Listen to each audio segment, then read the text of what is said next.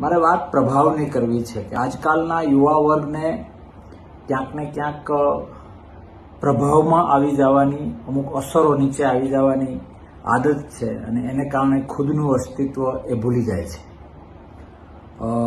પછી એ સામાજિક આગેવાન હોય, એ રાજકીય આગેવાન હોય અને ખાસ તો આર્થિક પ્રભાવમાં બહુ આવે છે. કોઈ વ્યક્તિ આર્થિક રીતે ખૂબ આગળ આવી જાય એટલે એનું માન સન્માન આ તે એના પ્રભાવમાં સમાજ અને વ્યક્તિ બેઝ ઉપર અને ખાસ યુવાનો આવી જતા હોય છે.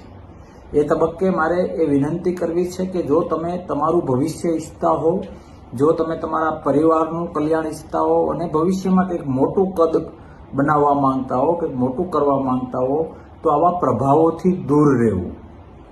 તો પ્રશ્ન એ થાય કે આવા પ્રભાવથી દૂર રહેવું તો શું કરવું? હકીકતમાં જે વૈચારિક રીતે સમૃદ્ધ છે, જે બિગ થિંક અને થિંક બિયોન્ડમાં માને છે અને જે સાત્વિક છે, જે કાલ્પનિક દુનિયામાં નથી રહેતા પણ જે વાસ્તવિક દુનિયામાં રહે છે, એ માણસ કદાચ ઝૂંપડામાં રહેતો હોય, મજૂરી કરતો હોય, પણ જેના વિચારો પવિત્ર હોય અને સાત્વિક હોય અને ઉત્સાહવર્ધક હોય, એવા લોકો તમારે આંગણે આવે અથવા તમે એમને આંગણે જાઓ ને તો ખુદને ધન્યતા અનુભવજો.